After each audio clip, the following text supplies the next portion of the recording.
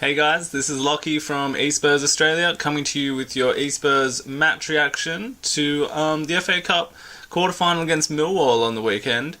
And wasn't it a great, I guess I want to say, potential send-off to White Hart Lane in the FA Cup? Not the most thrilling or nail-biting or tense encounter, but certainly a good professional performance from the boys. 6-0 in the end.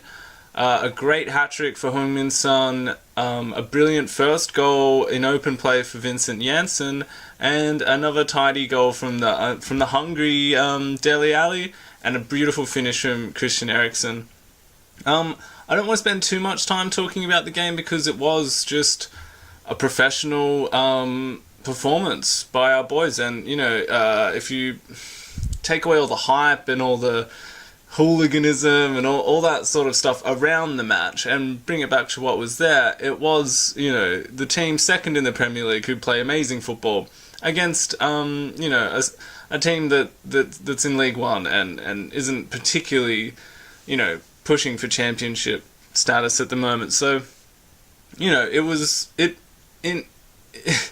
what it was supposed to be in the end, wasn't it? I mean, I'm sure we were all scared of an upset, particularly after Harry Kane went off injured, which I'll spend a lot of time talking about. But in the end, it was a good scoreline, and a scoreline that bested a certain other North London club by a goal at the end of the day. And they were playing a non-league side, and we were playing, Anyway, so I guess we should talk about the sour note, which I'm sure left a bad taste in all of your mouths as well after a great 6-0 win, which was Harry Kane's potentially bad injury. Potentially, I mean, it looked bad. It looked awful, doesn't it, in the replay. You could see him sort of gesture to Poch that it was the same injury that he received earlier in the season that kept him out for 6 weeks. So, I mean, I'm not a medical sports scientist or anything, but if it's a similar injury, I assume we're looking at a somewhat similar time frame for his recovery, which is not ideal at the moment, both for the club and for him personally. I mean, it was a week where he was showered with praise by all quarters of the press and the fans, comparisons with the game's greats, both present in, his status among Europe's top performers, Lewandowski, Messi, Suarez, Cavani, he's up there, and also with, some of the greats in English football, Shearer, Sheringham. So, we had a week of just looking forward to how he was going to tear Millwall apart. And after a couple of good shots, he gets brought down, obviously unintentionally by the defender, but still, it was rough. And, just when he starts to hit his form, he's going to be out again. So, obviously, he would be personally devastated by it.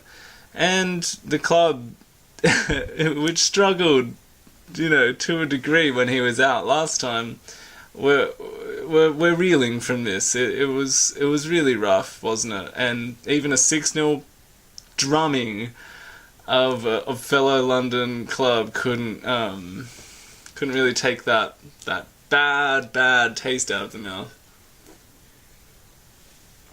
So, I guess quickly more about that. I feel we are in a better position to cope without Harry Kane than we were at the start of the season.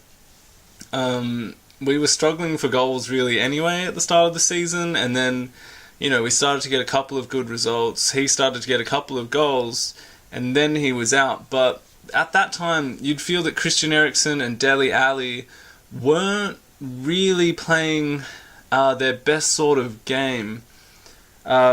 I guess you could also say that Wanyama, Dembele, or Dyer, who was also playing frequently at the start of the season, that sort of relationship hadn't really been cemented, and we didn't have a player like Harry Winks that could come in. So perhaps the players behind are now in a better position. And I would say that I'd contend that the players at the front, Son, Eriksson, Dele Alli, are all in much better shape to combine. I mean, we saw what they did against City without Harry Kane. That was a brilliant, brilliant performance. And if they can sort of bring that kind of energy, I don't see why we can't, the next, 5 league fixtures are all against, teams we should be beating. So it's a small positive going forward. There's also an international break in the meantime, which gives us a little bit more time. And, we're sort of going back to the match again. Vincent Janssen scored a brilliant first goal from open play. Truly well taken, and instinctual. It was a brilliant response from the fans and the players alike to surround him with the love that I'm sure a lot. I mean, I've been behind the guy. I know his performances haven't been, amazing, but you got to support the players out there. That's our job as fans. He's apparently a very nice guy as well, and you can see that he's trying. So I'm more than happy for him, and hopeful that he can continue this form. So, like I was saying, we've got Eriksson, Son, Ali, who look, on their day, devastating. And you can bring Janssen into that, perhaps at the end of the game, and a guy who's very hungry for goals now. The one sort of negative about that is having Harry Kane on the pitch is a massive, massive boost for the team. He's our talisman, but he's also like a conductor or a conduit for defensive for opposing teams' defenses. They're always looking out for Kane. They'll always be surrounding him and trying to shut him out of the game, which does open up spaces for other players around him. So whether that will work out to our disadvantage or advantage going forward, it's hard to say. I mean, I guess we will find out in the next few weeks, but yeah, alright. So enough about Kane. Obviously devastated, and hopefully it isn't as bad as we all think at the moment. The draw came out this morning. We're up against Chelsea. I mean, probably the draw that no one really wanted out of City and Arsenal. I mean, you'd rather take either of them, I guess. That being said, probably for Chelsea, the draw they least wanted as well. We were the team that's basically bested them 3 out of 4 halves that we've played them this season. And there's no real reason we can't do it again. I know we've got this Wembley hoodoo about us, but we're also used to it. We've been there, they haven't. It'll be like our backyard. So I'm not pessimistic about this game at all. To win a cup and to win it well and to deserve that trophy, you have to beat some of the best teams in England. And this is our chance. We've had a fairly easy run in to the semis, and now we've got a real test. And I don't see why it's a test that we can't pass with flying colours. It also sets up very nicely a potential final with Arsenal, who, if all signs, are going the way they are now, then it could be Arsene Wenger's last game in charge. And I've heard a few podcasts in the last few days and a few articles saying, like, wouldn't that be just a great send-off? Wouldn't that... Just the narrative of it. That last 20 years of dominance from Arsenal, and to see them topple their manager, the manager that is synonymous with their brand, with their football, with their team, for him to crumble away under the pressure of their own support and our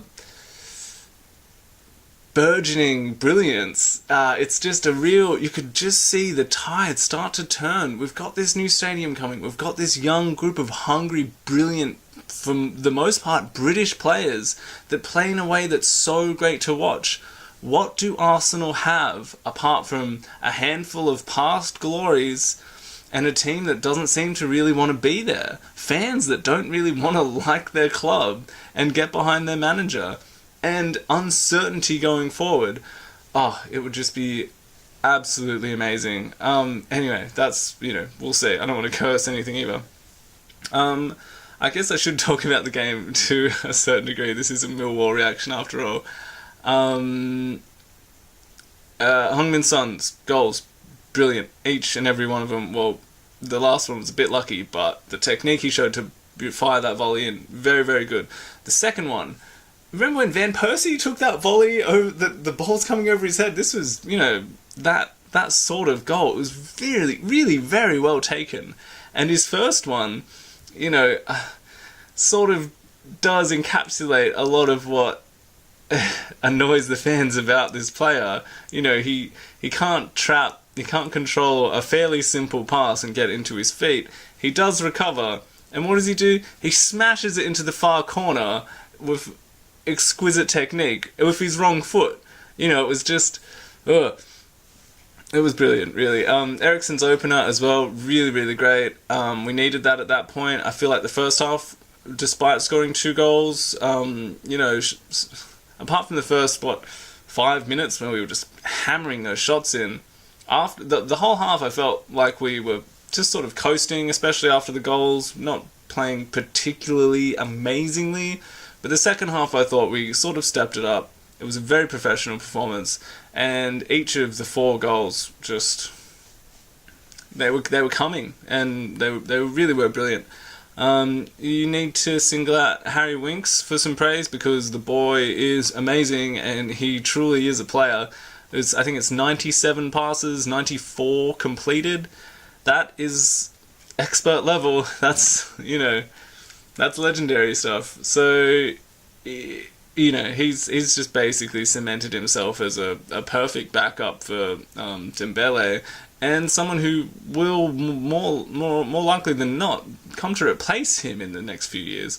And he just seems so assured, and like the other players don't need to worry about him. You barely even notice him out there on the pitch. He just chugs along and does his thing. It was really great to see.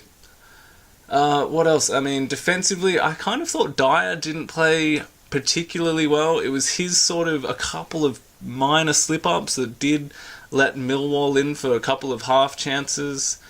Alderweireld, assured as always. The relationship with Vertonghen was just there for all to see. It is simply magic. And Kieran Trippier, who's just, again, a terrific replacement to have for Kyle Walker. His crosses are really, really great. So yeah, so just get back around. It was a bittersweet day. It was a brilliant send-off at White Hart Lane. It was a great day for a couple of our players, Vincent Janssen especially. That was really great to see, an emotional moment, and hopefully we see him getting more. And just a solid, a solid FA Cup game. It's it's great to be in this competition still. So that's about it for me, guys. I hope I didn't ramble on a bit too much this time. But I'm looking forward to Southampton and seeing what we can do without our big boy up front.